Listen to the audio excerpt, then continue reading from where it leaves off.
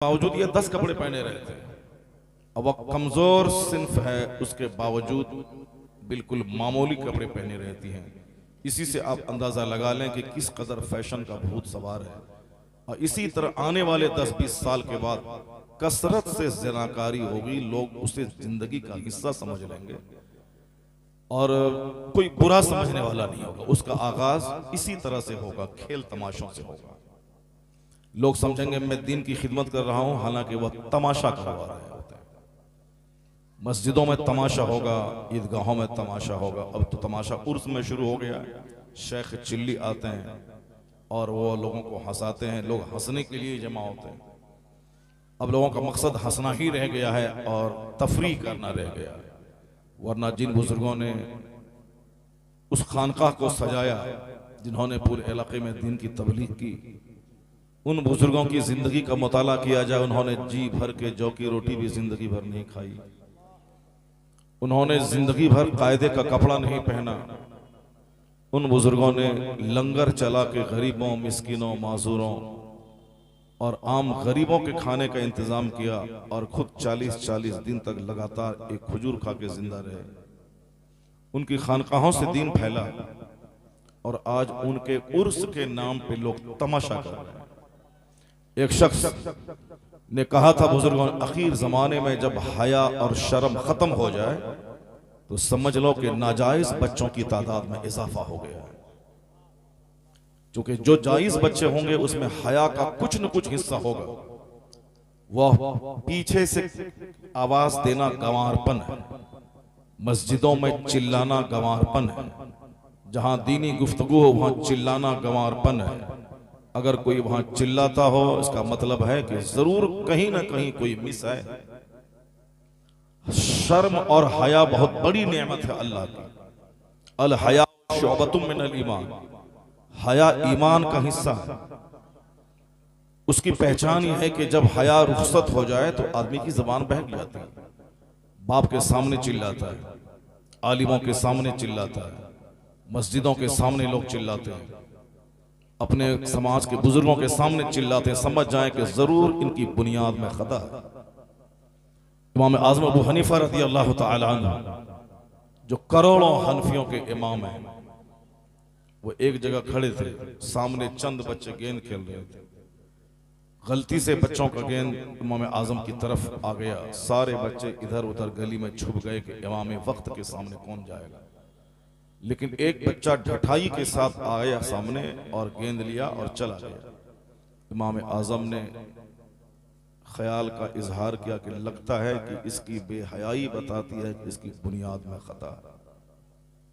और जब लोगों ने पता लगाया तो वाकई ऐसा ही पता चला।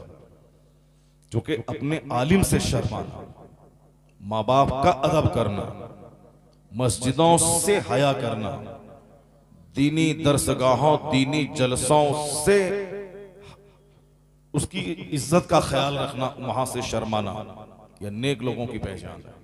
और जो जलसे में चिल्लाए, आलिमों के सामने चिल्लाए, जरूर आदमी पता लगाए तो बेहयाई ऐसा कर सकता है। और बेहयाई पहचान है कि उसकी बुनियाद में खता है। आखिर जमाने में चूंकि आदमी निकाह का ख्याल नहीं करेगा, ज़िनाकारी बढ़ जाएगी, तो नाजायज बच्चों की तादाद समाज में बढ़ जाएगी। लोग अपनी बीवी को तलाक दे देंगे, फिर उसी को रख लेंगे बेइज्जती के डर से। अब तलाक देने के बाद जब तक वो बीवी के साथ रहेंगे ज़िना-ए खालिस, और जितने बच्चे पैदा होंगे सब वलदुल ज़ना, वलदुल हराम। बेशुमार लोग हैं जिनको समाज से डर लगता है, अल्लाह से डर नहीं लगता।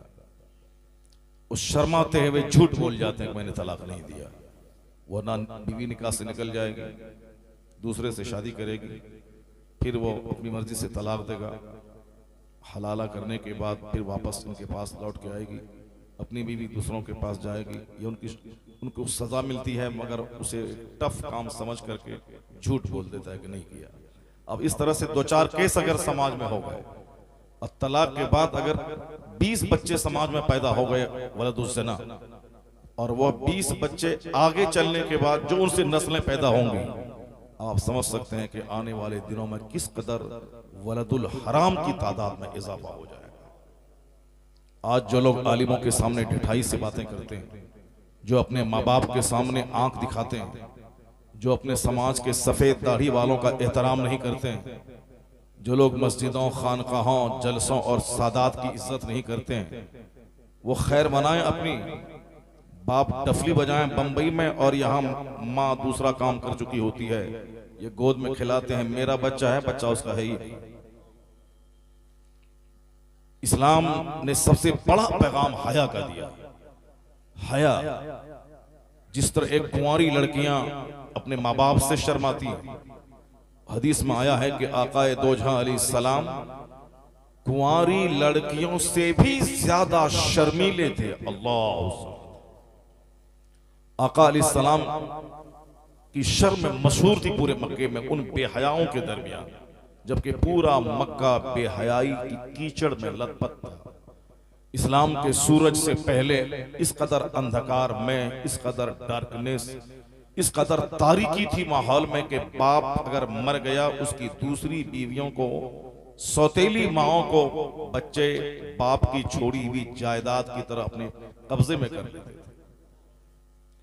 पड़ोस की औरतों से ज़िनाकारी आम थी, कत्ल आम था, कोई किसी की इज्जत नहीं करता था।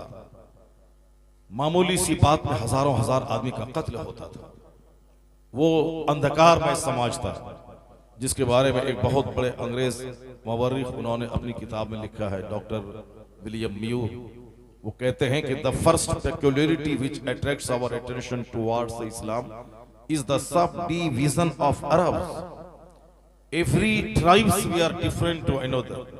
If they were united by blood or by any interest, are ever ready to separate them. But now the history has changed. By what force these tribes could be subdued or drawn to one common center?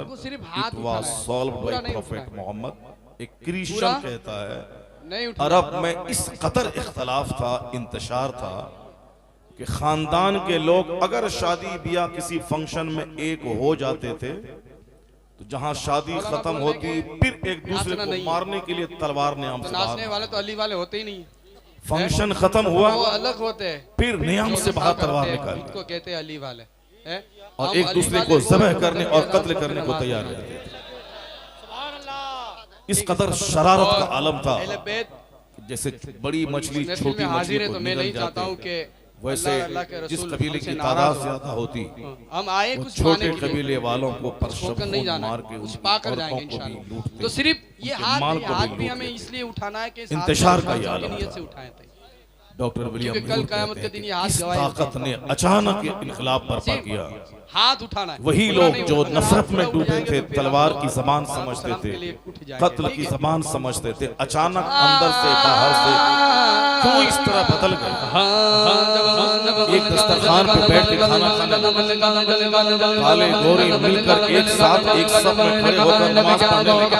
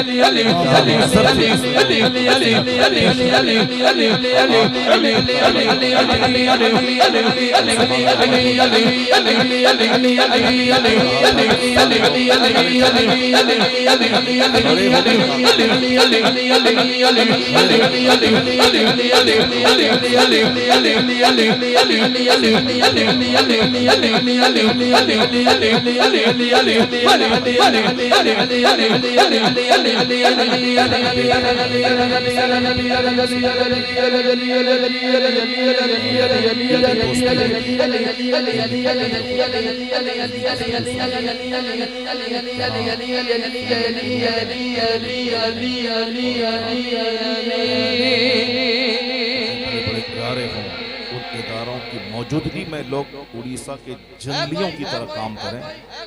बहुत अफसोस के साथ कहा जाता है कि इन मदरसों में बाहर के बच्चे तो पढ़ के फैज उठाते हैं और यहाँ के लोकल लोग फैज से महरूम हैं। कुछ नहीं मालूम है कि क्या हो रहा है। बस एक घमंड और गुरूर है कि हम मुरादाबाद और संभल दोनों हाथ उठाए आप में और उड़ीसा के जाहिलों में कोई फर्क नहीं। अगर आप इल्म दोस्त होते वतन की मोहब्बत से बोलते कि दोनों हाथ उठाकर लहरा कर बोलेंगे अली अली अली अली अली अली अली अली अली अली अली अली अली बोलो बोलो बोलो अली अली अली अली अली अली अली अली अली अली अली अली अली बोलो बोलो बोलो अली अली अली अली अली अली अली अली अली अली अली अली अली बोलो बोलो अली अली अली अली अली अली अली अली बोलो बोलो बोलो अली अली अली अली अली अली अली अली अली अली अली अली अली अली अली हैदरी बोलो बोलो नारा हैदरी इसलिए खत्म हो गई कि जिस तरफ वो कमाल करते थे उससे बदतर लोग सैफ चिल्ली हमारे बिहार में कहीं नहीं मेरी मगर पीलीभीत में उर्स के मौके पर अली का नाम न लूं उस उर्स में वही सैफ चिल्ली अली का नाम ल लूं मैं अली का नाम ल लूं मैं अली का नाम ल लूं मैं अली का नाम ल लूं मैं अली का नाम ल लूं मैं अली का नाम ल लूं मैं अली का नाम ल लूं मैं अली का नाम तुम मेरी सांस की नहीं आती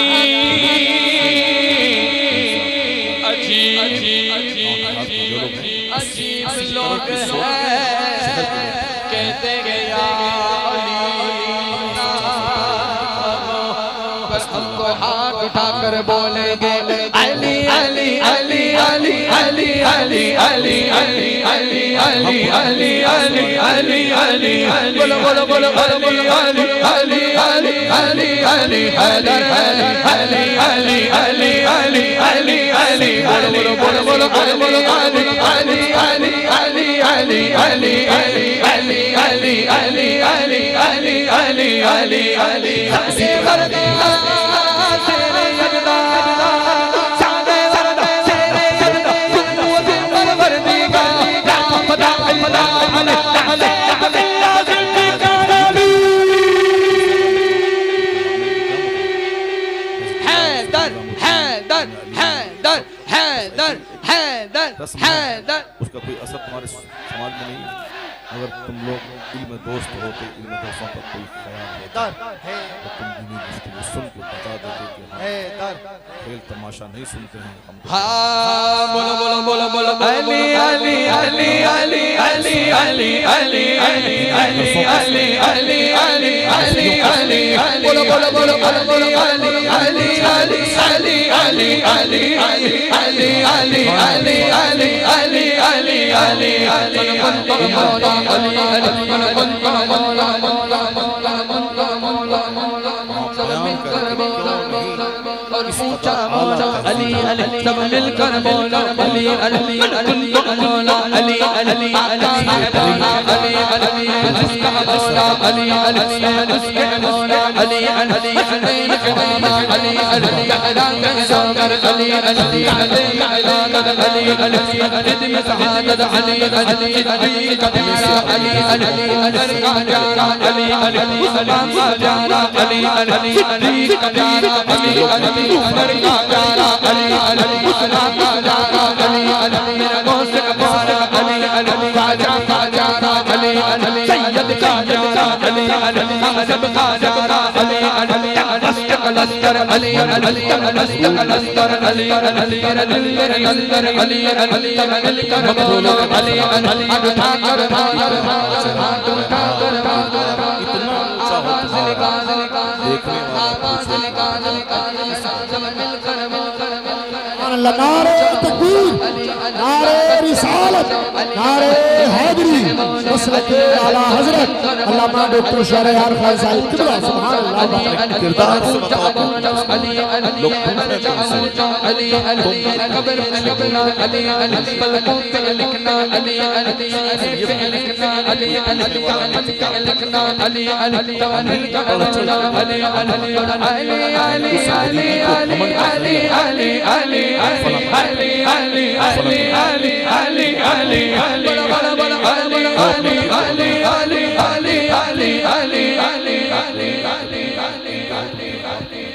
अली मौला अली अली अली अली अली अली अली अली अली अली अली अली अली अली अली अली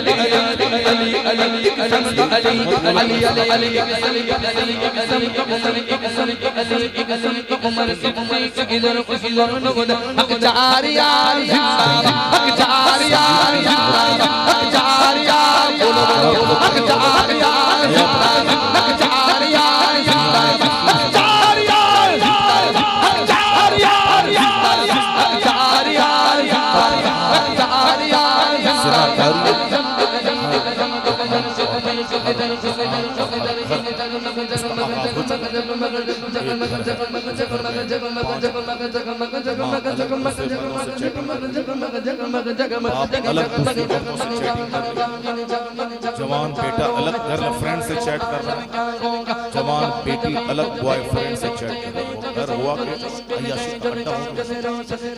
घर है 50 करोड़ का, उस घर में रात रात भर मोबाइल के जरिए किस कदर बदनामी कोई किसी से बात नहीं, छोटे छोटे बच्चे हैं माँ खुद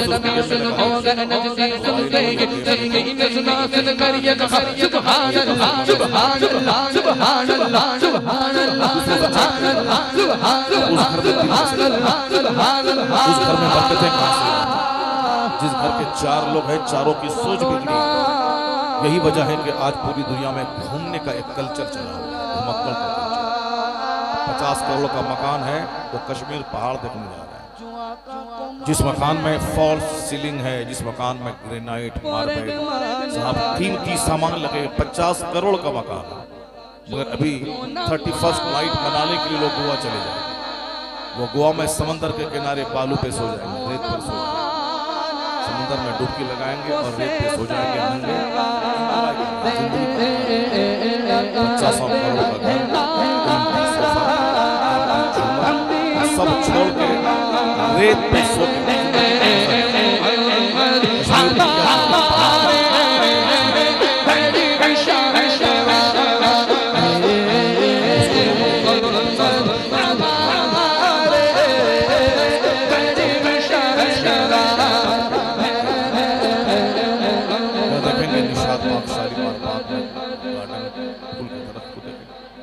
गुलमर्ग में क्या देखेंगे, पहाड़ से बर्फ से जो पहाड़ गिरा हुआ है, ढका हुआ है, उसको देखेंगे।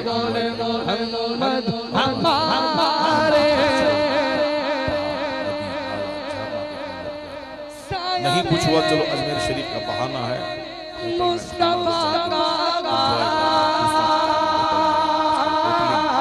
आउटिंग, होटल में रहना,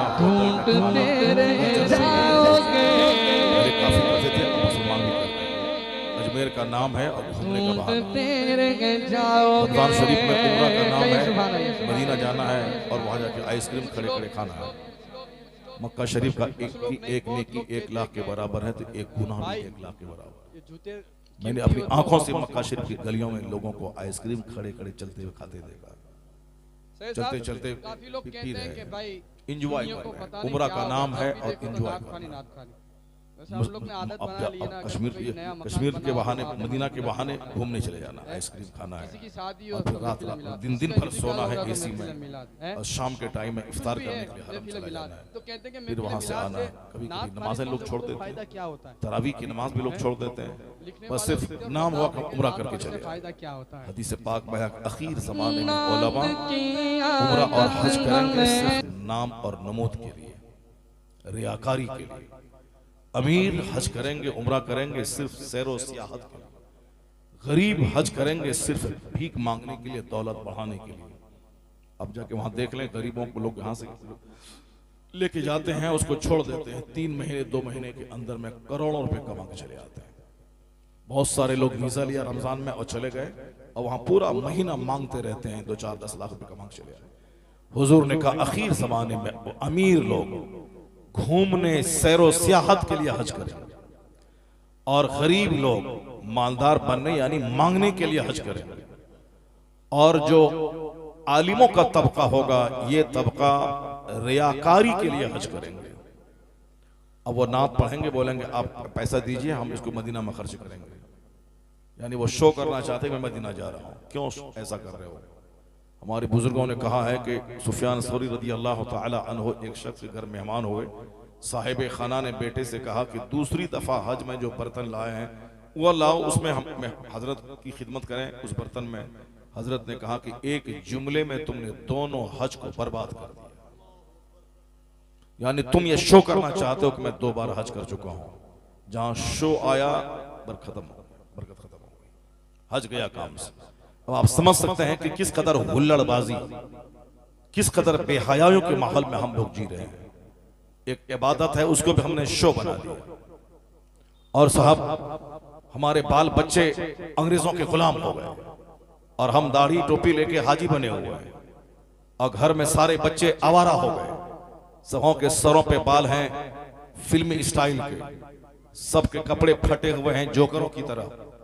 जिस बच्चों को, जिनको हम दूध पिला पिला के जिस सांप को तैयार कर रहे हैं, बच्चा समझ के यही सांप कल हमारी इज्जत को डस लेगा। यही सांप अपने बाप की छाती पर बैठ करके ब्लैंक चेक पे साइन करवाएगा, और लोग दौड़ते हुए आएंगे हजरत के पास के तावीज दीजिए, मेरा बच्चा मेरे हाथ से छीन गया। 1 करोड़ तावीज भी बांध देंगे, ऐसा नहीं होगा। आम के पेड़ में 1 लाख तावीज में बांध दूं और बोलूं कि इससे सोना फल जाए, इससे सेब निकल जाए, नहीं होता ऐसा इस दुनिया में। इस दुनिया में आम के पेड़ से आम निकलता है, सेब के पेड़ से सेब निकलता है, आम के पेड़ से सेब और सेब के पेड़ से आम नहीं निकलता है। चाहे 1 करोड़ तावीज आप डाल दें, जिस खेत में आपने धान लगाया है वहां से गेहूं नहीं निकलता है, धान ही निकलता है। जिस खेत में आपने गेहूं लगाया है वहां से बासमती चावल नहीं निकलता है, गेहूं ही निकलता है। चाहे आप 1 करोड़ तावीज पूरे खेत में डालते हैं, कुछ नहीं होने वाला। एक सिस्टम से दुनिया का सारा काम चलता है। सब्बिहिस्म रब्बिकल आला अल्लज़ी खलक़ फसव्वा वल्लज़ी क़द्दर फहदा वल्लज़ी अख़रजल मरअ फजअलहु गुसाअन अहवा। बाकी बयान करो अपने रब्बे आला की, जिसने चीजों को पैदा करके एक अंदाजे पे रखा है। सारा काम एक सिस्टम से चल रहा है। सूरज का आना, सूरज का डूबना, चांद का निकलना, रात का आना, दिन का आना, मौसम का बदलना, कोई काम बेसिस्टम बेतरतीब नहीं है। सारा काम एक सिस्टम से हो रहा है। बेतरतीब जिंदगी हमारी, न खाने का ठिकाना है, न पीने का टाइम है, न सोने का टाइम है। जब चाहा सो गया, जब चाहा खा लिया, जब चाहा जाग गया। पूरी रात कुत्ते हुल्लड़बाजी करते हैं, और सहरी के टाइम में जब अजान फज्र का वक्त होता है, आसमान से फरिश्ते बरकतों को लेकर जमीन पे आते हैं, उस वक्त कुत्ते सो जाते हैं। बीच सड़क पे आप नमाजी हैं, मस्जिद जाते होंगे, नमाज पढ़ने जाते होंगे फजर के टाइम में, कुत्ते रास्ते में सो जाते हैं। कौन कुत्ते? जो रात भर हुल्लड़बाजी करते हैं। फरिश्तों के आने का टाइम जहां हुआ वो कुत्ते सो जाते हैं। फरिश्तों के आने का टाइम हुआ वो कुत्ते सो जाते हैं। रात भर वो कुत्ते हुल्लड़बाजी करते हैं, और मुर्ग रात भर खामोश रहता है। और जहां फरिश्तों के आने का टाइम हुआ वो मुर्ग बांग देने लगता है। हर घरों में मुर्ग बांग देते हैं। फरिश्तों को, रहमत के फरिश्तों को देखकर वो मुर्ग बांग देता है। और कुत्ते रात भर 10 कुत्ते इस गली में, 10 कुत्ते उस गली में, 10 कुत्ते उस गली में, एक भागा 10 उसके पीछे भागा, पूरा हुल्लड़बाजी करते हैं। और जहां फरिश्तों के आने का टाइम हुआ, कुत्ते राह के ढेर पे सो जाते हैं, नाली के किनारे सो जाते हैं, बीच सड़क पे सो जाते हैं। सारे कुत्ते शांत हो जाते हैं, और रहमत के फरिश्तों को देखकर मुर्ग बांगने लगता है। बांग देना मतलब अल्लाह की तस्बीह बयान करना, सुभान अल्लाह पढ़ना। तो फरिश्तों, बुजुर्गों ने कहा है कि तुम देख ले कि तेरा काम फरिश्तों से मिलता है, मुर्ग से मिल रहा है, या तेरा काम कुत्तों से मिल रहा है। रात के 3-3 बजे तक मोबाइल चलाना, हुल्लड़बाजी करना, और जहां रहमत के फरिश्तों के आने का टाइम हुआ कुत्ते की तरह सो जाना, जूता पहन के सो जाना, उस कहीं ढेर हो जाना, साहब दालान में, गेस्ट रूम में, नीचे दोस्त के यहां जहां मौका मिला ढेर हो गया।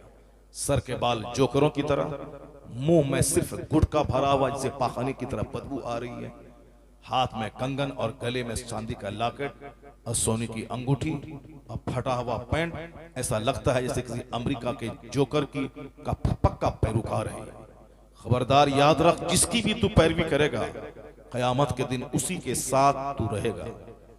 अगर तुमने जो सर से लेकर पांव तक का जो हुलिया बना के रखा है, अगर ये हुलिया तुमने किसी एक्टर, किसी यहूद और नसारा की पैरवी में किया है, तो जान ले कि तू अगर मर भी जाएगा जन्नतुल बकी में, तो फरिश्ते तुझको उठा करके उन क्रिश्चियनों के मरघट में पहुंचा देंगे।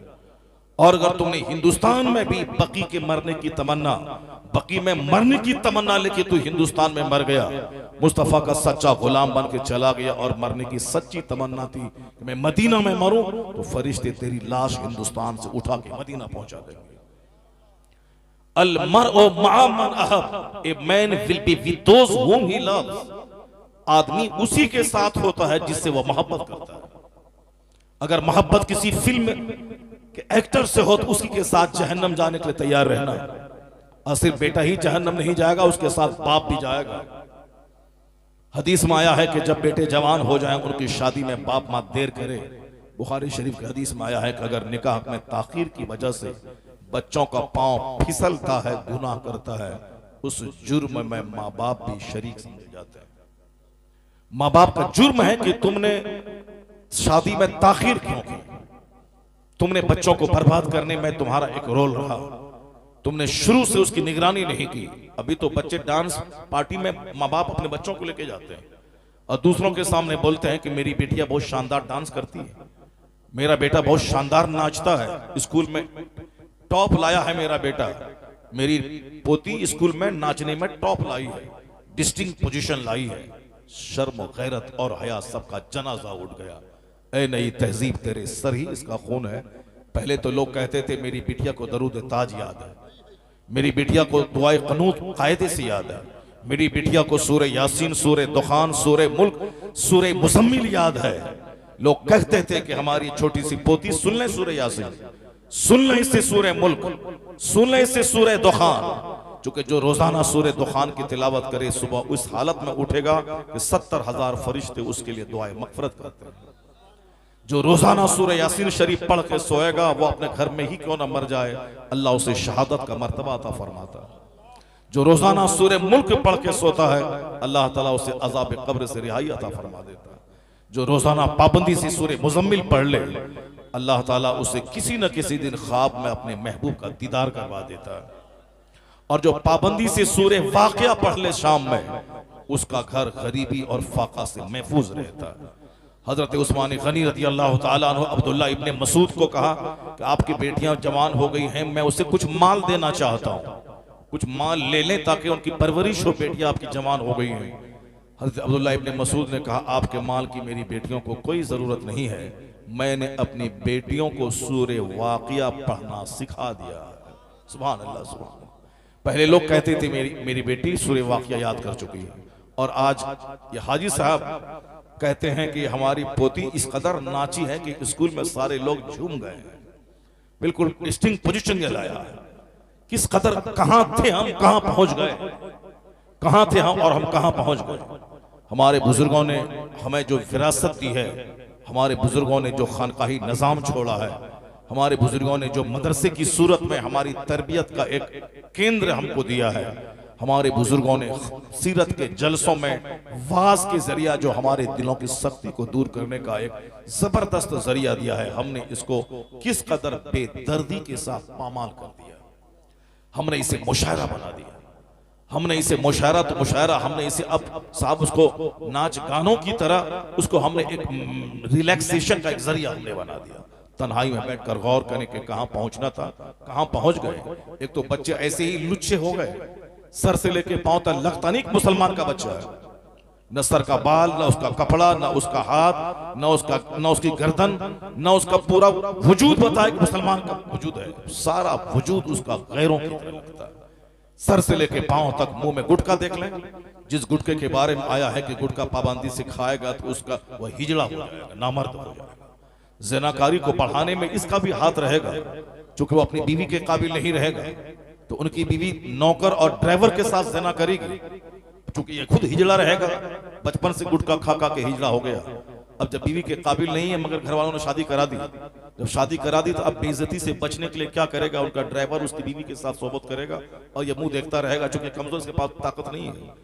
इसलिए हदीस में आया था अल मुमिनुल क़विय्यु खैरु व अहब्बु इलल्लाहि तआला मिनल मुमिनिज़ ज़ईफ़। अल्लाहु समद। इस हदीस पाक को आप पढ़ें तो दंग रह जाएंगे। इस्लाम सिर्फ नमाज, रोजे, हज और ज़कात का पैगाम नहीं दिया, ये तो बेसिक पिलर है जिसके बगैर जिंदा रहे मुसलमान रहना ही मुश्किल है। नमाज एक पिलर है, पिलर पे ही बिल्डिंग ठहरती है। हज और ज़कात, रोजा एक पिलर है जिस पिलर पे इस्लाम की इमारत ठहरती है। मगर पिलर से ही मकान की हुस्न नहीं है, मकान पिलर पे छत टिकती है। एक मकान का हुस्न है दीवार से, छतों से, बरकी कुमकुमों से, प्लास्टिंग से, फर्श से, झूमर से। एक मकान का हुस्न है। नमाज, रोजे, हज और ज़कात तो पिलर है, पिलर नहीं तो छत ही नहीं रहेगी। हुजूर ने फरमाया है कि बेनमाजी का अंजाम फिरौन के साथ होगा, बेनमाजी का अंजाम कारून और हामान के साथ होगा। तो आप समझ लें कि जो लोग ये समझते हैं कि नमाज पढ़े बगैर भी मैं मुसलमान बना रहूंगा, जन्नत मेरी जागीर रहेगी, उनकी सोच क्या है? और जो इस्लाम के मालिक हैं, जो कुरान पाक जिन पर नाजिल हुआ, जो जन्नत के मालिक हैं, जो बानी इस्लाम है, वो क्या कहते हैं? हुजूर कहते हैं कि बेनमाजी का हश्र फिरौन के साथ होगा, कारून के साथ होगा, हामान के साथ होगा। क्यों? फिरौन को बादशाहत ने काफिर बनाया, अगर वो बादशाह नहीं होता तो कभी काफिर नहीं होता।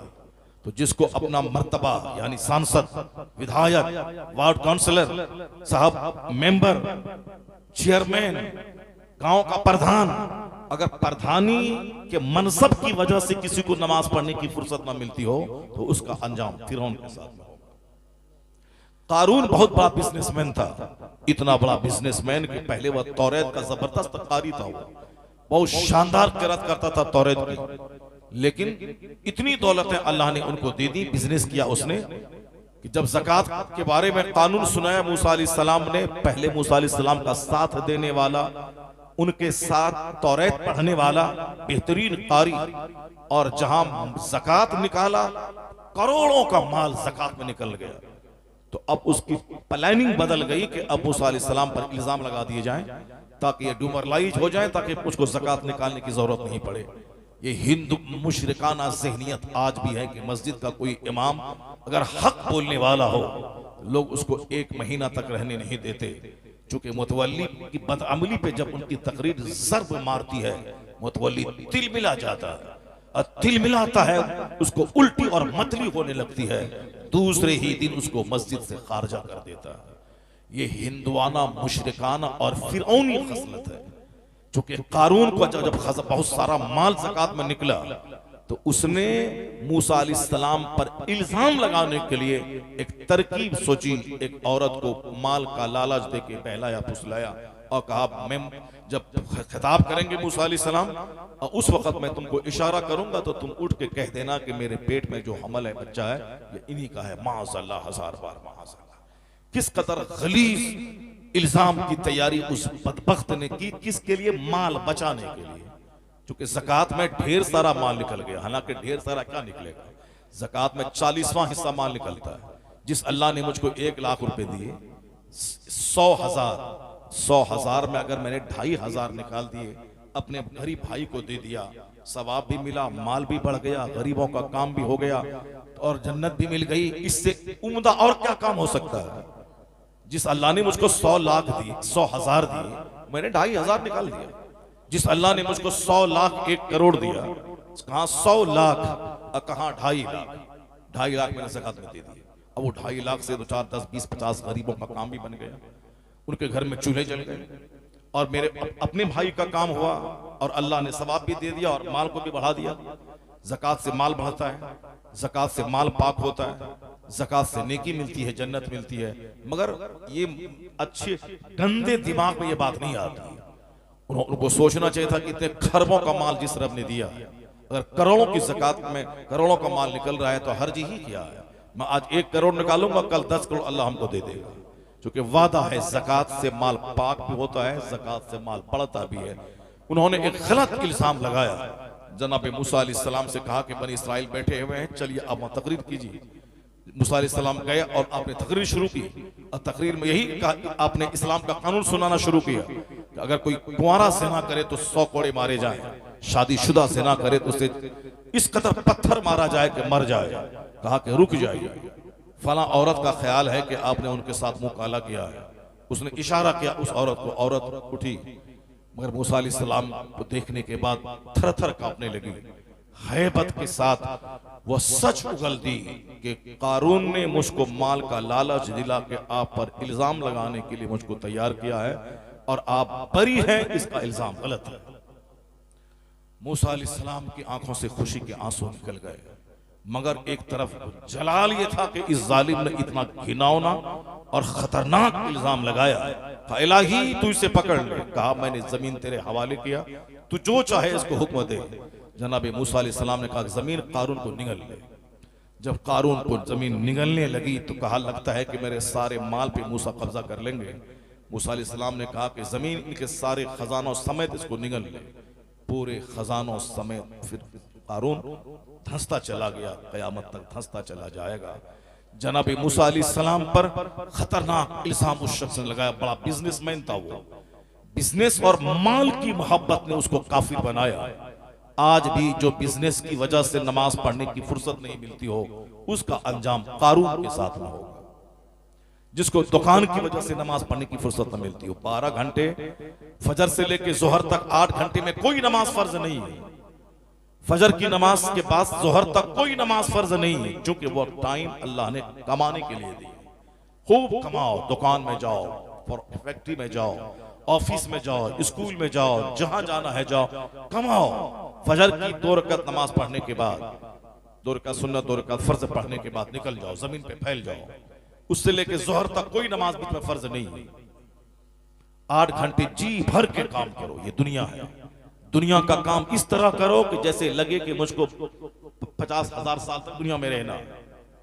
दुनिया का काम इस तरह लगन के साथ करो, लगन से पढ़ाई, लगन से खेती, लगन से बिजनेस। आज काफिरों से बिजनेस का ट्रिप सीखो। उसके यहाँ हम लोग जाते हैं कपड़ा खरीदने के लिए तो 100 थान निकाल के रख देता है। अगर नहीं लेते हैं तो गुस्सा तो उसको आता है, मगर घोंट पीने के बाद मुस्कुराता हुआ कहता है मैं क्या कर सकता हूं, अगर आप नहीं पसंद नहीं आया तो अब हमारे ही माल में कमी है। अब कोशिश करूंगा कि आइंदा आपकी पसंद का मैं माल रखूं। उसका बढ़ता हुआ कदम रुक जाता है, उसी में से माल लेता है। हमारे यहाँ अगर 2 माल निकाल के दिखलाया, अगर बच्चा नहीं, अगर सामने वाला कस्टमर नहीं लिया, एक तो वो दांत पीस के उसको देखता है, आंख निकाल लेगा उसका, और अगर बर्दाश्त नहीं हुआ तो जबान से गाली दे देता है उसको। अब 5 साल के बाद दुकान उजड़ गई तो बोलता है कि क्या करें, अल्लाह ने दुकान उजाड़ दिया। माज़अल्लाह, 1000 बार माज़अल्लाह। अपनी बद अखलाकी से दुकान उजड़ी और इसको बोलता है कि अल्लाह ने उजाड़ दिया। अल्लाह ने कहा था तुम बद अखलाकी से काम लेना। अल्लाह का सारा काम सिस्टम से होता है। जो रात के वक्त में टूटी हुई कंघी इस्तेमाल करे उनका गरीब होना तय। जो चौखट पे बैठे गरीब होना तय। जो रात में कूड़ा करकट एक कोने में ढेर जमा कर दे उसका गरीब होना तय। जिसके घर में मकड़ी का जाला हो उसका गरीब होना तय। जो फटा हुआ कपड़ा बगैर सिला के पहने उसका गरीब होना तय। जो बच्चे आज इंजीनियर हैं, फटा हुआ पैंट पहनते हैं, अगर वो कल उसकी नौकरी छूट जाए, वह सड़क पे आ जाए और बोले कि अल्लाह ने मुझको जलील कर दिया, उसका जिम्मेदार वह खुद है। अल्लाह ने जलील नहीं किया, उसने खुद अपनी जिल्लत का सामान मुहैया किया, खुद जिल्लत का सामान मुहैया किया। जो दिन भर नापाक रहे उसका गरीब होना तय। जहां जहां औरतें नापाक अपने घर में चलती हैं, वहां वहां की जमीन उसको कोसती रहती है। नापाक हुई रात में, नहाएंगी 4 बजे शाम में, अब इतनी देर तक उसी आंगन में चली वो जमीन कोसती रही, वहां क्या बरकत होगी। और कल अगर घर में कुछ आफत आ जाए, अगर परेशान हो जाए तो कहेंगे कि अल्लाह ने ऐसा कर दिया, हम तो कुछ नहीं किया था। रात में सारे बर्तन को ढांप के रखना चाहिए। साल के 360 दिन में एक रात वबा उतरती है। अगर बर्तन खुला रहा, उसमें वबा उतरी और बच्चे उसके पोलियोग्रस्त पैदा हो गए, उसके बच्चे सर से लेकर पांव तक मफलूज हो गया, उसके घर में कोई आफत नागहानी आ गई, तो न बोले कि अल्लाह ने ऐसा कर दिया, उसका जिम्मेदार वो खुद है। जीने का एक सिस्टम दिया गया है। ऐसा नहीं कि जैसे चाहे खा लें, जैसे चाहे जी जाएं, ऐसा नहीं होता है। खाने का सिस्टम, पीने का सिस्टम, नहाने का सिस्टम, कपड़ा पहनने का सिस्टम, सोने और जागने का सिस्टम, बाथरूम जाने का सिस्टम, वहां पहला कौन सा पांव रखें उसका सिस्टम, मस्जिद में कैसे जाएं, मस्जिद से कैसे निकलें, मुर्दे को कैसे नहलाएं, मुर्दे को कैसे लेके चले, मुर्दे को कैसे कब्र में रखें, उसकी कब्र पे मिट्टी, उसके कफन पे मिट्टी ना पड़े, उसको बिल्कुल झटक के लेके नहीं चले। माँ की गोद से लेके कब्र की गोद तक जिंदगी के हर डिपार्ट में अगर शानदार गाइडेंस मौजूद है तो मजहब इस्लाम का गाइडेंस मौजूद है। कोई ऐसा मजहब नहीं है कि जो हमें जीवन के हर क्षेत्र में मेरी रहनुमाई कर सके। ये खालिस मजहब इस्लाम है जो बच्चा पैदा होते वक्त क्या करना है, दाहिने कान में आजान देनी है, बाएं कान में तकबीर कहनी है, और सबसे पहली ग़िज़ा मुत्तकी परहेजगार नेक लोगों की ज़बान का लुआब जिसे तहनीक कहते हैं, ये पहली ग़िज़ा बच्चों के मुंह में जाए। यानी बच्चा अभी पैदा हुआ है, उसी वक्त से इस्लाम की तरबियत शुरू है। ये बच्चा तेरा कैसे, इसका मुस्तकबिल कैसे रोशन होगा, इसकी सेहत कैसे रहेगी, जब इसकी 7 दिन में अकीका कर दे, वरना इसकी सेहत उसके अकीका के साथ गिरवी रहती है। वह तो कानूनन जिंदगी में कभी भी अकीका कर देगा, अकीका सुन्नत तो अदा हो जाएगी, लेकिन 7वें दिन कर दे, वरना बच्चे की सेहत खराब हो जाएगी। बच्चे को सेहतमंद देखना चाहता है तो जल्दी से अकीका कर दे, क्योंकि बच्चे की सेहत अकीका के साथ गिरवी रहती है। नाम अच्छा रख देना है, अच्छी पाकीज़ा नेक खसलत दाया से उसके दूध पिलाने का इंतजाम कर देना है, या और फिर जल्दी से खतना करवा देना है। 2 साल के फौरी बाद 1 मिनट 1 घंटा आगे नहीं, 2 साल के अंदर ही बच्चों के दूध छोड़ाने का इंतजाम कर देना है। क्योंकि जो माँ का दूध 2 साल तक बच्चों के लिए बेहतरीन डाइट भी है, बेहतरीन फूड है, बेहतरीन मेडिसिन है और बेहतरीन इम्यूनिटी पावर देने की सलाहियत रखता है, वही 2 साल के बाद वह दूध जहर हो जाता है। 2 साल के बाद जिन माओ ने अपने बच्चों को दूध पिलाया, वो बच्चों के पेट में जहर डालती है, वो बच्चों के लिए डाइन और कातिल है, वो बच्चों की सेहत का दुश्मन है, वो जो 2 साल के बाद अपना दूध बच्चों को पिलाती है। इसलिए अक्लमंद माएं 2 साल शुरू होने से पहले से ही वह दूध छुड़ाने की तरकीब करती हैं, चाहे जिस तरह से भी बच्चा छोड़े, 2 साल होने से पहले वो दूध छुड़ा देती है। यहाँ तक कि दूध पिलाने, नाम रखने, 4 साल 4 महीने 4 दिन हो, बच्चों की अपने समाज के अच्छे लोगों के जरिया बिस्मिल्लाह खानी की रस्म करवाई जाए। जब बच्चे के 7 साल, बच्चे जब 7 साल के हो जाएं, हुजूर कहते हैं मुरू औलादकुम बिस्सलात व हुम अबनाओ सबअ सनीन, जब बच्चे की उम्र 7 साल की हो तो उसे नमाज का आदेश दे। 7 साल में नमाज फर्ज होती नहीं है, बच्चे को नमाज की आदत लगा, कभी जोहर पढ़ेगा, कभी असर छोड़ेगा, कभी मगरिब पढ़ेगा, कभी फजर छोड़ेगा, यहाँ तक कि उम्र 10 साल हो जाएगी। और हुजूर कहते हैं जब 10 साल की उम्र के बच्चे हो जाएं, वदरिबूहुम अलैहा व हुम अबनाओ अश्र सनीन, जब बच्चे 10 साल के हो जाएं उसे मार के नमाजी बना दे। यानी 10 साल से पहले अगर वो नमाज छोड़ता है तो नहीं बोला जाएगा इसकी नमाज की तुम कज़ा भी करो, नहीं, कज़ा के बारे में नहीं बोला जाएगा। लेकिन 10 साल के बाद मारा भी जाएगा, और जो नमाज उसकी कज़ा होती हो, जैसे असर पढ़ा, मगरिब नहीं पढ़ा, ईशा में, उससे कहा जाए कि मगरिब की नमाज कज़ा पढ़ ले।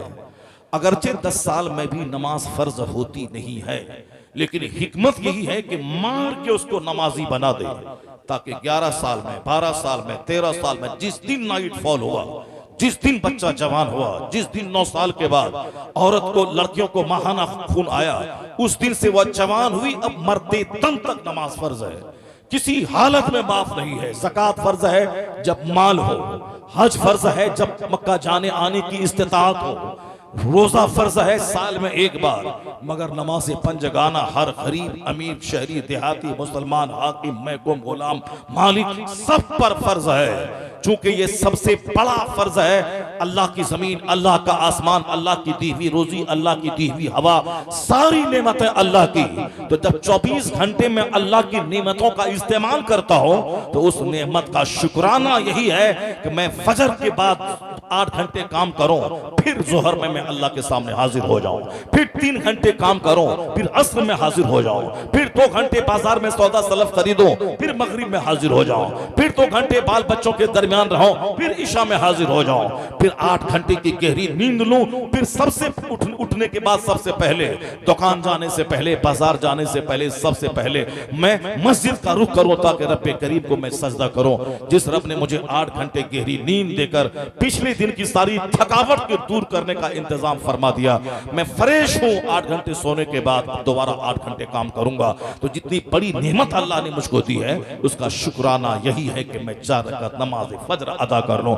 यह नमाज सर से लेके पांव तक करोड़ों नेमतों का शुक्राना है, जिसमें सर से लेके पांव तक सारे पार्ट्स शरीक हो जाते हैं। इसलिए नमाज फर्ज आजम है। उसकी तरबियत दिलाते ही मुस्तफा ने कहा 7 साल का बच्चा हो नमाज का आदेश दे, लड़का हो या लड़की, और जब 10 साल के हो मार के नमाजी बना दे, और जब नमाजी बन जाए उनका बिस्तर अलग कर दे उनका, ताकि अपने से सोने, पढ़ने, पहनने, ओढ़ने, खाने पीने सारा सिस्टम अपना अलग वो कर ले। अब वो जवानी की तहरीज पर कदम रखने वाला है, उनका सारा सिस्टम, अब वो माँ के साथ न सोए, अब वो अपने बाप के साथ न सोए, अपने बड़े छोटे भाई के साथ न सोए, अब 10 साल के बाद वो अपना बिस्तर अलग कर ले। वफ़र्रिक़ू बैनहुम फ़िल मदाजी, आया है कि बिस्ताब गाहों में उनको अलग कर दे जब नमाज का आदी हो जाए। क्यों? अगर 11, 12, 13 साल के बाद जिस दिन नमाज फर्ज हुई उससे पहले ही वो नमाजी बन चुका होगा, अब कज़ा करने के बारे में कभी नहीं सोचेगा। इसलिए कि हज मुमकिन है कि उस पर फर्ज ना हो, चूंकि साहिब इस्तिताअत ना हो सके, मुमकिन है कि उस पर ज़कात फर्ज ना हो, साहिब माल ना हो सके। इसलिए ज़कात और ज़कात का कानून सीखना सिखाना उस वक्त जरूरी है जब वह साहिब माल हो जाए। और जब हज फर्ज हो तब हज के बारे में कितने फराइज, कितने वाजिबात, कितने मुस्तहबात, कितने सुनन है, कितना वकूफ अरफा फर्ज है कि वाजिब है, रमी जमार वाजिब है कि सुन्नत है, वो सब जब हज फर्ज हो जाए तब सीखना जरूरी है। लेकिन नमाज चूंकि हर मर्द, औरत, आकिल, बालिग जिंदगी की आखिरी सांस तक फर्ज है, इसलिए नमाज में कितने फराइज हैं, कितने वाजिबात हैं, वजू में कितने फर्ज हैं, नमाज के अंदर कितनी कितनी चीजें पढ़ी जाती हैं, उन सबों का सीखना हर मुसलमान पे लाजिम और जरूरी है। इसलिए हर मुसलमान गरीब, अमीर, खड़ा न हो सके बैठ के पढ़े, बैठ न सके लेट के पढ़े, लेट न सके इशारे से पढ़े, कपड़ा हो कपड़ा पहन के पढ़े, कपड़ा न हो नंगे पढ़े, गड्ढा खोद के पढ़े, कभी माफ नहीं है। मस्जिद जा सकता हो, मस्जिद जाके नमाज पढ़े, 27 गुना ज्यादा सवाब मिलेगा। और मस्जिद जा सकता हो फिर भी नहीं पढ़ेगा, उसकी नमाज घर में होगी ही नहीं, क्योंकि नमाज बाजमात पढ़ना वाजिब है, और वाजिब का आदतन तर्क करने वाला फासिक मरदूदुल शहादा है। इसलिए जो लोग आदतन जमात छोड़ते हैं वह समझ लें उसकी नमाज ही नहीं होती है, वह फासिक मरदूदुल शहादा है, उसकी कोई गवाही कबूल नहीं की जाएगी। लेकिन जो माजूर है, सफर में है, कहीं बाहर है, सफर में है, तो जुमा की नमाज फर्ज नहीं तो जमात की क्या कहना, जमात का क्या कहना। इस तरीके से नमाज के ताल्लुक से सारे मसाइल सीखना जरूरी है। नमाज पढ़ने के लिए पैसा जरूरी नहीं है, नमाज पढ़ने के लिए बहुत हज की तरह 3 महीने नहीं लगते हैं। 5 वक्त नमाज पढ़ने में अगर हम जोड़ लें 24 घंटे में 22 से 23 घंटे अपने पेट के लिए है, और 1 घंटा सिर्फ रोजी देने वाले रब के लिए मैं निकालता हूं। इसलिए हर माँ बाप पे जरूरी है कि मकान बच्चों को दें न दें, नमाज का तरीका सिखा दें, दुकान दें या न दें, नमाज का तरीका सिखा दें, डॉक्टर इंजीनियर बनाए या नहीं बनाए, नमाज का तरीका सिखा दें। कयामत के दिन नहीं पूछा जाएगा कि तुमने बच्चों को डॉक्टर क्यों नहीं बनाया। बेशुमार डॉक्टर हैं लुच्चे लफंगे बदतमीज, जो दूसरों की जायदाद बेचवा के अपना आशियाना बनाते हैं, जो दलाली खाते हैं, पैथोलॉजी से दलाली लेते हैं। आज एक दवाई से फायदा हो सकता है पर 50 तरह की दवाई लिख के उसका कमीशन खाते हैं। ये डॉक्टर की सूरत में कमीशन खोर, ये डॉक्टर की सूरत में गरीबों की जमीन बेचवाने वाला, ये डॉक्टर की सूरत में आने वाले मरीजों को मार देने वाला, वेंटिलेशन पर उसके मसनूई तौर पर सांस पेट फुला करके सामने वालों का बिल बढ़ा देने वाला ये डॉक्टर है मगर इंसान नहीं है। इसलिए तो मैं कहता हूं डॉक्टर बनना आसान है, इंसान बनना मुश्किल है। इंजीनियर बनना आसान है, इंसान बनना मुश्किल है। आज जो समाज में डॉक्टर इंजीनियर बनाने का जो एक नशा छा गया है, वो डॉक्टर और इंजीनियर की सूरत में मोरबी का पुल गिर गया, 200 से ज्यादा लोग मर गए मोदी जी की नाक के सामने। वहां पे सब करोड़ों रुपए जबकि उस पुल के रिपेयर करने के लिए पास हुए और पैसे की निकासी भी हो गई। वो पैसा किन दलालों ने खाया, किन बदतमीजों के पेट में गया, किस इंजीनियर ने उसको हड़पा, जिसकी वजह से वक्त पे मुरम्मत न हुई और पुल टूटा और कितने चमन उजड़ गया, कितना घर उजड़ गया, कितने हाथों की मेहंदी लगी हुई रह गई, कितना मंडप लगा हुआ रह गया, घर के सारे लोग मर गए। किसका जिम्मेदार कौन है? वह इंजीनियर। जो मेरा बेटा इंजीनियर बनेगा, कमाएगा खाएगा। अब इंजीनियर बनेगा, कमाएगा खाएगा, तो कमाएगा दलाली करके खाएगा, काम नहीं होगा फिर भी लिख देगा काम हो गया, झूठ बोल के कमाएगा। या झूठे इंजीनियर लोग कहते हैं कि इल्म बढ़ रहा है, या झूठे डॉक्टर कहते हैं कि इल्म बढ़ रहा है। लुच्चे बढ़ रहे हैं, लफंगे बढ़ रहे हैं, बेईमान बढ़ रहे हैं, हरामखोर बढ़ रहे हैं, दुश्मन समाज के बढ़ रहे हैं। इंसान कहां है? बाप ने इंसान बनाया ही कहां? बाप ने तो बोला कि बच्चा डॉक्टर बनेगा, कमाएगा खाएगा, अब वो कमा खा रहा है। बाप ने तो बोला था इंजीनियर बनेगा, कमाएगा खाएगा, अब वो इंजीनियर बन के कमा खा रहा है। बाप बोला कहां था मेरा बेटा इंसान बनेगा, मेरा बेटा शरीफ बनेगा, मेरा बेटा समाज का शुभ चिंतक बनेगा, मेरा बेटा समाज का वेल विशर बनेगा, मेरा बेटा गरीब रहेगा मगर समाज को अपने से कष्ट नहीं पहुंचाएगा और समाज के कष्ट को दूर करने का काम करेगा। पढ़ने का मतलब है नेक बनना, दूसरों को नेक बनाना। पढ़ने का मतलब है शरीफ बनना, दूसरों को शरीफ बनना। पढ़ने का मतलब है खुद जन्नती बनना, दूसरों को जन्नती बनने का पैगाम देना। इससे हट के जब पढ़ाई को पैसे से जोड़ दिया जाएगा तो फिर वहां वही बेईमान इंजीनियरों की तादाद बढ़ जाएगी, बेईमान डॉक्टरों की तादाद बढ़ जाएगी, अब बेईमान आईएएस ऑफिसर की तादाद बढ़ जाएगी। हिंदुस्तान में बेशुमार आईएएस ऑफिसर है जो हरामखोर है, जो डीएम की कुर्सी पर बैठे हैं हरामखोर। अभी 1 महीना पहले हमारे डिस्ट्रिक्ट का कोई एक एसपी था, कई साल से हमारे शहर में था, मगर ईडी वाले ने छापा मारा, करोड़ों रुपए उनके घर से निकाला। उसको बहुत अच्छी सरखेज जमीन मिल गई थी हमारे डिस्ट्रिक्ट। हर थाने वालों से दलाली लेना और साहब अब केस को अपने हाथ में रख करके पैसे लेकर वही दफन कर देना, कचहरी तक नहीं पहुंचने देना। ये सारा हुनर वो जानता था। भनक लगी गवर्नमेंट को, छापा मारा गया, उसको वहां से बुलाया गया।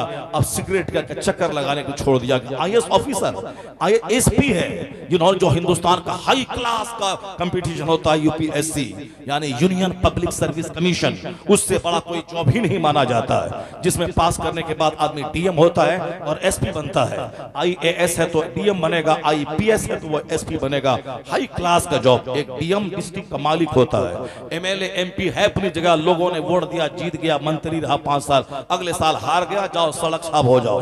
मगर डीएम जब तक डीएम है, जब तक सर्विस पीरियड है 30-40 साल तक वो कहीं ना कहीं किसी न किसी डिस्ट्रिक्ट का वो मालिक होता है। और हर सीएम डिस्ट्रिक्ट के डीएम से राब्ते में रहता है। कहीं दंगा हुआ, जलजला आया, बारिश हुई, सैलाब आया, घर में आग लग गई, बस्ती जल गई, मारपीट हो गई, वो सारी रिपोर्ट डीएम को अपने सीएम को देना है। सीएम डिस्ट्रिक्ट के सारे डीएम से रिलेटेड होता है, क्योंकि पूरी डिस्ट्रिक्ट की जिम्मेदारी डीएम की होती है। अब जब डीएम ही हरामखोर हो जाए, एसपी हरामखोर हो जाए, तो क्या कहेंगे आप? जो हिंदुस्तान का सबसे हाई क्लास का, पोस्ट क्लास का कंपटीशन है, उसको पास करने के बाद नौकरी में आया, अब वो हरामखोरी करके जल्दी से अरबपति बनना चाहता है। तनख्वाह है 3 लाख रुपए महीना, वो चाहता है 30 लाख में डेली कमा लो, 30 लाख हर महीने कमा लो। कहां से आएगा? किसी गरीबों की बस्ती गुजारेगा, किसी को कत्ल करवाएगा, डकैतों से साजबाज करेगा, गवर्नमेंट के फंड को खुर्द-बुर्द करेगा।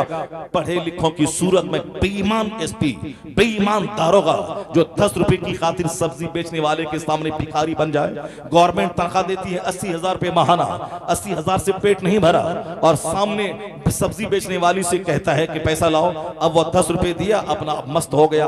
वो 10 रुपए भी देती है और 10 गाली भी देती है। ये सब सुन लिया। 80,000 महीना कमाने वाला 3 रुपए के लिए एक औरत की गाली भी सुनता है, उसके सामने जलील भी होता है। और साहब गाड़ी वाला जा रहा है, हाथ दिया, अब उनको दिया 10 रुपए, लिया अपन चलता बना। 80,000 से पेट नहीं भरा और 10 रुपए उस गरीब से लेकर के अब वो मस्त है। 10 रुपए लिया, 10 गाली उस गाड़ी वाले ने बोल दिया, उसको सुन दिया। अब गाड़ी में लाठी मारना है, लाओ पैसा लाओ, दलालों को फिट कर दिया है। अफसोस है ऐसी तालीम पर डूब के मर जाना चाहिए। क्यों तुम ग्रेजुएशन किया था, क्यों तुमने पोस्ट ग्रेजुएशन किया था, क्यों तुमने आईएएस ऑफिसर बना था। इसी तरह जहां कमाने खाने की बात आएगी, मेरा बेटा पढ़ेगा, कमाएगा, खाएगा, इसी तरह के चोर डकैत हरामखोरों की तादाद बढ़ती चली जाएगी।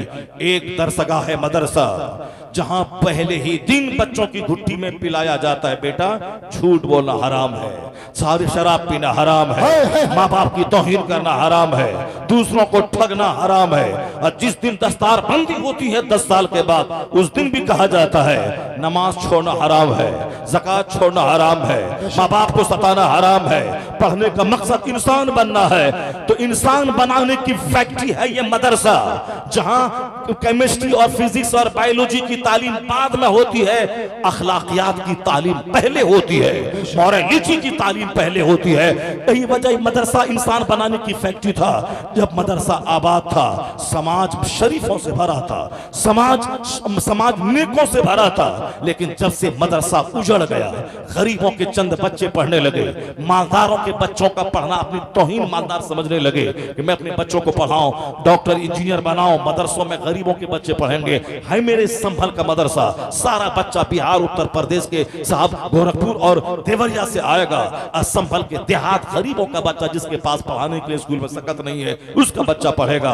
और मालदारों के सारे बच्चे 1-1 लाख रुपए माहाना डोनेशन देकर उसको स्कूल में, सेंट मैरी में, सेंट जोसेफ में उसको पढ़ाया जाएगा, ताकि बचपन से ही क्रिश्चियनों का गुलाम हो जाए, बचपन से ही क्रिश्चियनों की मॉडिफाइड बाइबल का पाठ पढ़े और बच्चे हमारे हाथ से निकल जाए, क्रिश्चियनों की गोद में चले जाएं। और पैसे भी खर्च करें, क्रिश्चियन भी बना दे बच्चों को। मदरसे वो तो गरीब अनाथालय है, वह तो साहब गरीबों के पढ़ने की जगह है, वह यतीम खाना है। यतीम खाने में कौन माता अपने बच्चों को पढ़ाएगा। जब से मदरसा उजड़ गया और गवर्नमेंट ने भी उजाड़ना चाहा, उसे आतंकवादी का अड्डा कह दिया, उसका दिमाग खराब हुआ।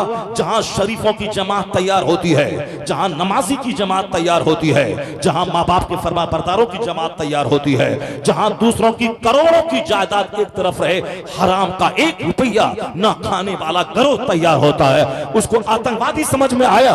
मदरसे की चेकिंग शुरू कर दी, उसने भी मदरसों को टॉर्चर किया। और हमारे मालदार मुसलमानों ने भी अपने बच्चों को मदरसा न भेजकर मदरसों के साथ मजाक किया और क्रिश्चियनों के स्कूल की दुनिया को आबाद किया। जब फैक्ट्री ही बंद हो जाएगी और माल ही नहीं निकलेगा, तो समाज में माल कहां से मिलेगा। इंसान बनाने की फैक्ट्री या मदरसा, फैक्ट्री हो गई बंद, और अगर फैक्ट्री चालू भी है तो पैदावार है बहुत कम। इसलिए समाज में डकैतों की तादाद बढ़ गई, लुच्चों की तादाद बढ़ गई, बेईमान डॉक्टर, बेईमान इंजीनियर, हरामखोर डीएम की तादाद बढ़ गई, हरामखोर दारोगा और पुलिस वालों की तादाद बढ़ गई। अगर चाहते हो कि समाज शरीफों से भरे, एक रास्ता ये भी है कि इंसान बनाने की फैक्ट्री को दोबारा जिंदा कर दे। मदरसा जब स्ट्रॉन्ग होगा, मदरसे की तादाद बढ़ेगी, जब यहाँ से बच्चे काफी तादाद में यहाँ से फारिग होंगे, तो शरीफों की तादाद में इजाफा हो जाएगा, नमाजियों की तादाद में इजाफा हो जाएगा, हलाल खाने वालों की तादाद में इजाफा हो जाएगा, मस्जिदों को आबाद करने वालों की तादाद में इजाफा हो जाएगा। अगर नहीं किया तो समाज जानवरों से भर जाएगा, और अगर की मेहनत किया, मदरसा आबाद हुआ या फैक्ट्री जवान हुई, तो शरीरों की तादाद घटेगी, नेकों की तादाद में इजाफा हो जाएगा। नारे तकबीर, नारे रिसालत, नारे हैदरी, मसलके आला हजरत सीरत मुस्तफा अल्लामा डॉक्टर शहरयार खान साहिब किबला। सुभान अल्लाह। समाज को कहां लोग लेके जा रहे हैं, समाज कहां जा रहा है, समाज किस तबाही के कगार पे जा रहा है। मैंने अपनी गुफ्तगू का आगाज किया था, वाहिद मजहब इस्लाम है जिसमें जिंदगी के हर डिपार्ट से बहस होती है, हमें सारी चीजें खोल खोल के बयान किया गया है। यह ट्रेजेडी और विडंबना है कि हमारे बच्चे अंग्रेजों के गुलाम हो गए, हमारे बच्चे फिल्म के हीरो के गुलाम हो गए। वरना ये मजहब तो इतना जबरदस्त है जिसके ताल्लुक से आज जैसे जैसे इल्म दुनिया में बढ़ता जा रहा है, वैसे वैसे कलमा पढ़ने वालों की तादाद में इजाफा भी होता चला जा रहा है। ये और बात है कि चंद लुच्चे लफंगे दो चार शरीर किस्म के लोग इस्लाम और पैगंबर इस्लाम के बारे में अफवाह और रीमर फैला रहे हैं और गलत बकवास कर रहे हैं, झूठ बोलकर अपनी रोजी रोटी खाने का कमाने का इंतजाम कर रहे हैं। यह गलत बात है। लेकिन वो चार लुच्चे लफंगे होंगे जो नबी को गाली देते हैं। यहाँ कोई दिन ऐसा नहीं गुजरता जिस दिन हिंदुस्तान का पढ़ा लिखा इंजीनियर कलमा पढ़ के मुसलमान न होता हो।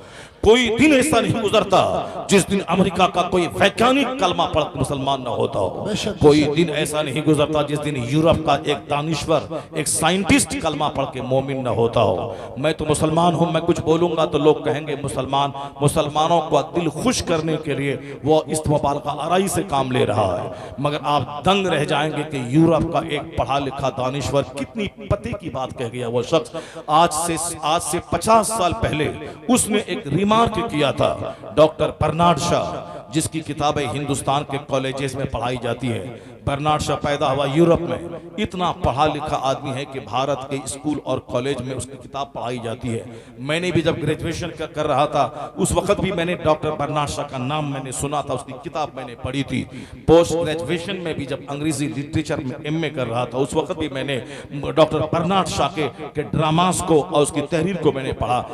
कहाँ पैदा हुआ, लंदन में, यूरोप में, और कहाँ हिंदुस्तान के कॉलेज में उसकी किताब पढ़ाई जाती है। ये दिल्ली का बंदर वो क्या जाने कि मुस्तफा कौन है, इस्लाम क्या है। वो साहब साउथ इंडिया का वो बंदर क्या जाने इस्लाम क्या है, पैगंबर इस्लाम क्या है। तुम्हारे चीखने और चिल्लाने और तुम्हारे बेहयाई और ढटाई का मुजाहिरा करने से कुछ नहीं होगा।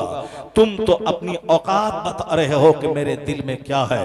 तुम तो लुच्चा हो, लफंगा हो, कम पढ़े लिखे हो, बदतमीज हो। हिंदुस्तान का राष्ट्रपिता गांधी, उसने कभी कहा था कि मैं इस्लाम के पैगंबर की जीवनी पढ़ा हूं, मैं कुरान का हिंदी अनुवाद पढ़ा हूं। पहले मैं समझता था कि इस्लाम तलवार के बल पे फैला है, लेकिन जब से मैंने कुरान का हिंदी अनुवाद पढ़ा, इस्लाम के पैगंबर की पवित्र जीवनी पढ़ी, अब मैं कह सकता हूं कि इस्लाम तलवार के बल पे नहीं, इस्लाम तो अपनी सच्चाई और इस्लाम के पैगंबर के अखलाक की बुनियाद पे फैल गया। तो मैं राष्ट्रपिता गांधी की बात मानूं कि इस कलवेटी राजा की बात मानो, मैं गांधी की बात मानूं कि दिल्ली की बंदरिया की बात मानो, इन बंदरियों की बात से कभी नर्वस नहीं होने का।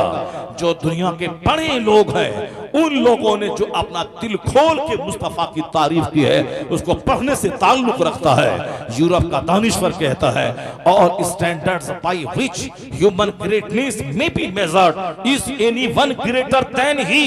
वो क्या कहते हैं डॉक्टर लामार्टिन, इंसान की असमतों को जांचने का जितना पैमाना हो सकता है, इंसान की बुलंदी को नापने का जितना भी पैमाना और जितनी भी कसौटी हो सकती है, हर कसौटी पे लाके तब परखा जाए कौन है तारीख आदमियत में जो मुस्तफा से बड़ा हो सके। कौन नहीं मिलेगा जो मुस्तफा से बड़ा हो। इसलिए बरेली का आला हजरत ने 100 साल पहले कहा था, सारे ऊंचों में ऊंचा समझिए जिसे, है उस ऊंचे से ऊंचा हमारा नबी। अच्छा समझिए जिसे, है उस अच्छे से अच्छा हमारा नबी। कोई स्कॉलर बड़ा नहीं, कोई फिलोसोफर बड़ा नहीं, कोई डायरेक्टर बड़ा नहीं, कोई प्रोफेसर बड़ा नहीं, सबसे आला व औला हमारा नबी, सबसे बाला व वाला हमारा नबी। अपने नबी का चर्चा करते रहिए, अपने नबी की शान बयान कीजिए, अपने नबी की शान सुनते रहिए। यह दो चार लुच्चे लफंगों बंदरों कुत्तों की बातों से कुछ फर्क नहीं पड़ने वाला है। डॉक्टर बर्नार्ड शॉ इतना बड़ा पढ़ा लिखा आदमी, जिसकी किताब दिल्ली यूनिवर्सिटी में चलती है, जिनकी किताब लखनऊ यूनिवर्सिटी में चलती है, जिनकी किताब बिहार के पटना यूनिवर्सिटी में चलती है, जिनकी किताब हिंदुस्तान के चेन्नई बेंगलोर यूनिवर्सिटी में चलती है, वो इतना बड़ा दानिश्वर, उसने इस्लाम के ताल्लुक से क्या कुछ कहा है, आप दंग रह जाएंगे।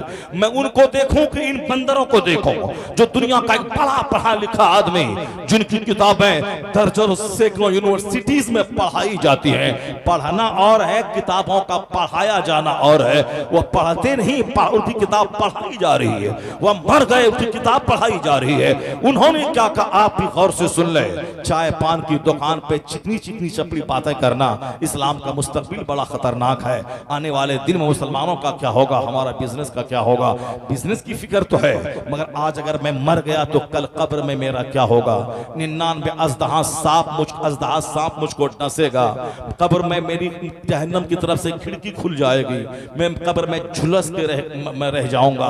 कभी नहीं सोचता बंदा कि अगर अभी मर गया, जोहर के बाद मेरे जनाजे का ऐलान हुआ तो लोग तो दफना के चले आएंगे वहां से।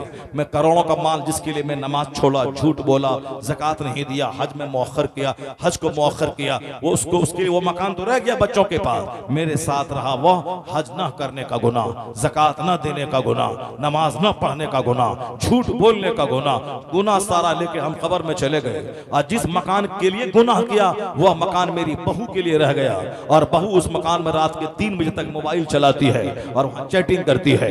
वो मकान रह गया बच्चों के पास जिसमें 24 घंटे वो टेलीविजन पे गाने सुनता है और साहब उसमें कॉमेडी सुनता है, और सारा घर म्यूजिक और शैतानत का अड्डा बना हुआ है। हमने झूठ बोल के बनाया था, हमने नमाजें छोड़ दी थी तक, वरना नमाज पढ़ने जाऊंगा तो 10 रुपया घट जाएगा, ग्राहक वापस चला जाएगा। नमाज तक नहीं पढ़ी, किसके लिए? उसी मकान बनाने के लिए। मकान रह गया बच्चों के पास ताकि सनीमा हाल बन जाए, और मैं चला गया कब्र में, और वहां फरिश्ता पूछेगा बता तूने जिंदगी कैसे गुजारी। अब वहां जहन्नम की खिड़की खुल गई, आग में जलूंगा मैं, बच्चा बच्चा करूं, मैंने घर बनाया था तेरे लिए, नमाज छोड़ दिया था घर के लिए, मुझको बचाओ, कोई नहीं बचाएगा। बच्चा 1 मिनट तेरे साथ कब्र में नहीं सोएगा तो बचाएगा क्या? बीवी को बोल दे कि 5 मिनट मेरी कब्र में जाके सो जा, वो भी डरेगी अगर मैं सो गई तो फिर अंदर चिपक गई मैं तो फिर मेरा क्या हाल होगा। वो बच्चा डर से बाप की लाश को कब्र में उतारता नहीं है कि अगर मैं वहीं रह गया अंदर में तो फिर कोई हमको उठा नहीं पाएगा, मेरा हाथ कट जाएगा। डर से बच्चा जाता नहीं कब्र के अंदर में, दूसरे लोग रिश्तेदार कब्र में उस लाश को उतारते हैं। तो जिसके लिए सारी जिंदगी झूठ बोलने में गुजर गई वो बच्चा कब्र में 1 घंटा साथ नहीं देता है, और ये चिकनी चपकी बातें कर रहा है। क्या होगा आने वाले दिन में उत्तर प्रदेश के इलेक्शन का, क्या होगा हिंदुस्तान का, क्या होगा ओवैसी का, क्या होगा पंडित जी का, तुम्हारा क्या होगा 1 मिनट के बाद। अगर अभी तुम मर गए तो तेरा कब्र में क्या होगा। हिंदुस्तान तो अपनी जगह रह जाएगा, हिंदुस्तान के हालात अपनी जगह रह जाएंगे, हिंदुस्तान के बारे में ज्यादा चिंता करने की कोई जरूरत नहीं है। सारी दुनिया अल्लाह की है और अल्लाह सारी दुनिया को चलाता है। कहां किसको हाकिम बनाया जाए और कहां किसकी हुकूमत छीनी जाए, ये सारा काम अल्लाह का है। नहीं पढ़े तुम कुरान, कुलिल्लाहुम्मा मालिकल मुल्क तूतिल मुल्क मन तशा व तंज़िउल मुल्क मिम्मन तशा व तुइज़्ज़ु मन तशा व तुज़िल्लु मन तशा बियदिकल खैर इन्नका अला कुल्लि शैइन कदीर। सारे बादशाहों का बादशाह है वह खुदा, जिसे चाहता है हुकूमत देता है और जिससे चाहता है छीन लेता है। हुकूमत देना अल्लाह का काम, हुकूमत छीनना अल्लाह का काम, और सारी दुनिया अल्लाह चलाता है और हम बिला वजह दिमाग उसमें लगा रहे हैं। हमको अल्लाह ने पैदा किया है इबादत के लिए। नमाज, रोज़ा, हज और ज़कात अदा कर, माँ बाप की खिदमत कर, अपने से दूसरों को फायदा पहुंचा, जबान से किसी को कष्ट न दे, हाथ से किसी को कष्ट न दे, पांव से चल के किसी को कष्ट न पहुंचा, अपने दिमाग के पलान से किसी को तकलीफ न दे, वरना दुनिया तकलीफों से भर जाएगी और कष्ट के कांटों से भर जाएगी। आदमी वही है जो अपने से दूसरों को फायदा पहुंचाए। आदमी का सही डिफिनेशन यही है, जो आदमी ऊंची आवाज बोल के दूसरों को जलील करे, जो नाम बिगाड़ के दूसरों को जलील करे, जो गाली दे के दूसरों को जलील करे, वह आदमी की सूरत में कलंक है। वो आदमी है ही वो जो दूसरों के प्रॉफिटेबल हो, जो दूसरों के लिए लाभदायक हो। इसलिए हदीस में आया है कि 10 साल का एतकाफ कोई मस्जिद नबवी में करे, 10 साल का एतकाफ, 10 साल का एतकाफ, 1 साल के एतकाफ में 10 दिन का जो एतकाफ होता है रमजान के आखिरी 10 दिनों में, उसका सवाब ये मिलता है कि बंदा जब एतकाफ करके मस्जिद से लौटता है 2 हज और 2 उम्रे का सवाब मिलता है। मगर क्या कहा हदीस में कि 10 साल का एतकाफ एक तरफ, एक मुसलमान भाई के किसी काम आ जाना एक तरफ, हजरत अब्बास रज़ियल्लाहु ताला अन्हु है, मस्जिद नबवी में मौजूद है। गालिबन हजरत अब्दुल्ला इब्न अब्बास मस्जिद में मौजूद है। एक शख्स आके अपना काम बताया, हजरत मस्जिद से बाहर निकलने लगे। किसी ने बोला हुजूर आप एतकाफ में बैठे हैं। कहा मुझे मालूम है कि मैं एतकाफ में बैठा हूँ, लेकिन कब्र अनवर की तरफ इशारा करके कहा मैंने इस कब्र वाले से सुना है, यानी हुजूर की कब्र की तरफ इशारा करके। उस वक्त में कोई दीवार कोई पिलर नहीं था, सामने सरकार का रोज़े अनवर बिल्कुल ओपन खुला हुआ था और फिर सामने मस्जिद नबवी है, उसी में एतकाफ में बैठे हुए हैं। कहा कि मैंने इस साहिब कब्र से सुना, यानी हुजूर आका अलैहिस्सलाम से सुना है कि जो किसी मुसलमान के काम आ जाए यह काम 10 साल के एतकाफ से बेहतर है। अल्लाहु समद। एक मुसलमान का काम आ जाना, अगर मेरे फोन से किसी का काम बन जाए, मेरे मुस्कुराने से किसी का गम हल्का हो जाए, मेरे किसी की बात 10 मिनट सुनने से उसका काम बन जाए, मैं उसके सर पे हाथ फेरने से उसका गम हल्का हो जाए, उनके साथ 10 कदम चलने से उसका गम हल्का हो जाए, तो फिर यह काम 10 साल के एतकाफ से बेहतर है। प्रयास करे काम हो चाहे ना हो। मैं किसी मोमिन का काम करने के लिए चल दूं, मेरा चलना भी इबादत है, हर कदम के बदले में अजर मिलता है। चलना तो सीखे। सेल्फिश मफाद परस्त खुद गर्ज हो गई दुनिया। मुस्कुराने से फायदा हो सकता है मगर तेवरी चढ़ा के बातें करना है। फोन करने से काम बन सकता है मगर फोन करने में शर्माना है। पैरवी कर देने से किसी गरीब का काम बन सकता है मगर सामने वाले के सामने पैरवी करके मैं रुसवा ना हो, अपनी रुसवाई के डर से बचने के लिए उसका काम नहीं होने देता है। और साहब किसी को फोन करने से काम बन सकता है, फोन करने में इसको सुस्ती होती है। ये सेल्फिश मफाद परस्त, मुझको क्या मिलेगा, मेरा क्या फायदा होगा, एक कदम भी बगैर मफाद के नहीं उठता है। ये आदमी कहलाने के काबिल है। आदमी वही है जो अपने से दूसरों को लाभ पहुंचाए, जो अपने से दूसरों को फायदा पहुंचाए। जरा गौर से सुनिएगा कि आज हमने दूसरों की खातिर अपनी आखिरत तबाह कर दी। हिंदुस्तान का क्या होगा, आने वाला दिन क्या होगा, साहब 2024 में क्या होगा और 2029 में क्या होगा। कुछ पहले अपना फर्ज अदा कर कि कल अगर मैं मरूंगा तो मेरा क्या होगा, मैदान महशर में मेरा क्या होगा। मेरी नेकी बदी तौली जाएगी, नेकी है 1000 और बुराई है 50 करोड़, मेरा क्या होगा। पुलसरात पे मैं कैसे चलूंगा, उसका ख्याल उसको याद करना चाहिए। हुकूमत के बारे में ज्यादा चिकनी चपली बातें मत कीजिए। कुलिल्लाहुम्मा मालिकल मुल्क, अल्लाह सच्चा, अल्लाह की बात सच्ची। अल्लाह जिसे चाहता है सल्तनत देता है और जिससे चाहता है छीन लेता है। तो सल्तनत देना छीनना अल्लाह का काम है।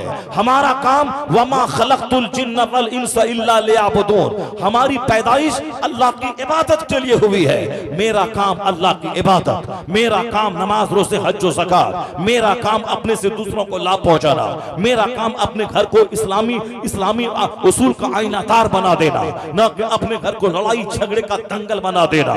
लब शौहर बीवी लड़ते लड़ते घर को साफ दंगल बना दे, औलाद और वालिदैन का रिश्ता कमजोर हो जाए, वो घर अखाड़ा बन जाए।